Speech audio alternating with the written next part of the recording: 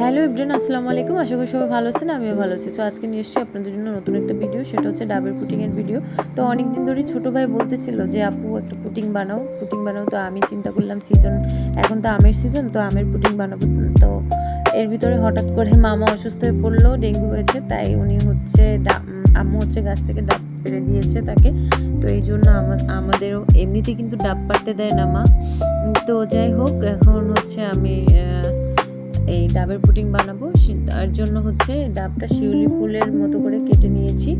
তো এটার একটা কাটার পাওয়া যায় আলাদা, আমি নেক্সট ভিডিওতে দেখাবো আপনাদেরকে। যাই হোক, আর হচ্ছে এটা আমি সুন্দর করে সেট করে নিচ্ছি, একদম মনে হচ্ছে না শিউলি ফুল। যাই হোক, তারপর হচ্ছে সেট করে নেওয়ার পরে আমি আস্তে আস্তে সব কিছু মানে সেট করার পরে আমার হচ্ছে এখন এটা এভাবে রেখে দিচ্ছি। তো রেখে দেওয়ার পরে আমি হচ্ছে এখন এই যে যে কাটা, যে এগুলো হচ্ছে ওই ফুল কাটার পরে যেটা ছিল ওইটা দিয়েও আমি পুডিং তৈরি করব, কারণ ওটার পুডিংটাও ভালো হয়।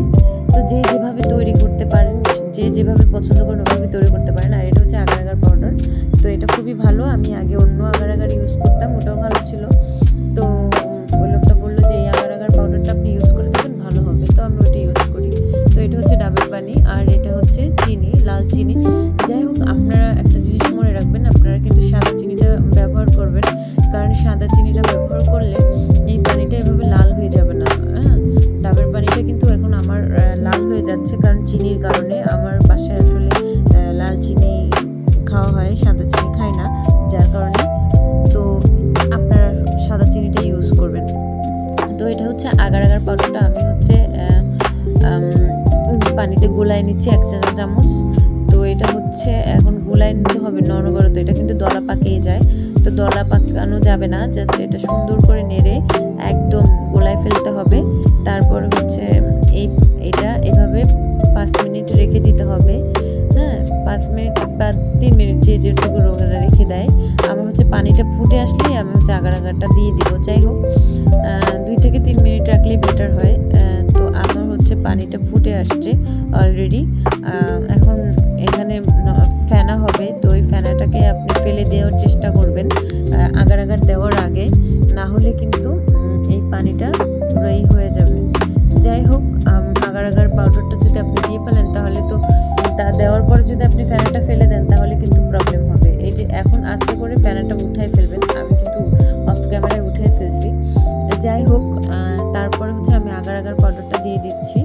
তো আগার আগার পাউডারটা দিয়ে অনবরত নাড়তে হবে, কারণ না হলে পড়ে যেতে পারে। এখন হচ্ছে আস্তে করে জালটা বাড়ায় দেওয়ার পর যখন ফুটে উঠবে একদম, তখন হচ্ছে আপনি জালটা একটু নিভা করে দিবেন, যাতে আস্তে করে জালটা একটু কমায় দিবেন, না হলে কিন্তু এটা পড়ে যাবে। পড়ে গেলে শেষ, পুডিং আর খাইতে হবে না। যাই হোক, আমি অত ভালো পুডিং বানাইতে পারি না। যাই হোক, বাসার সবাই খেয়ে বলে না ভালোই হয়, আলহামদুলিল্লাহ। কিন্তু তারপর অনেকে অনেক বেটার পুডিং তৈরি করে, আমি তাদের মতো এত ভালো করতে পারি না। যাই হোক, আমি ক্যামেরাটা অফ করতে ভুলে গেছিলাম, যার কারণে প্রবলেম হয়েছে। যাই হোক, তারপর হচ্ছে আমি আবার এটাকে নেড়ে নিচ্ছি। তো আমাদের রান্নাঘরটা হচ্ছে মাটির ঘর, তো এখানেই রান্না করি। এটা গ্যাসের চুলা, আর আমাদের মাটিরই রান্নাঘর। তো আমি হচ্ছে এখন সেট করে নিচ্ছি। আমি ডাবের পানিটা এটার ভিতরে দিয়ে দিচ্ছি। তো দিয়ে দেওয়ার পরে দেখতেই পাচ্ছেন শ্বাসটা উপরের দিকে উঠছে। তো শ্বাসটা উপরের দিকে ওঠার কারণে দেখেন সুন্দর সেট হয়ে গেছে, মনে হচ্ছে একগুচ্ছ শিউলি ফুল এখানে কেউ রেখে দিয়েছে। যাই হোক, আমার ভিডিও কেমন লেগেছে অবশ্যই জানাবেন, আর ডাবের পুডিংটা কেমন হয়েছে নেক্সট পুডিংটা আপনাদের সাথে শেয়ার করব যখন সার্ভ করব।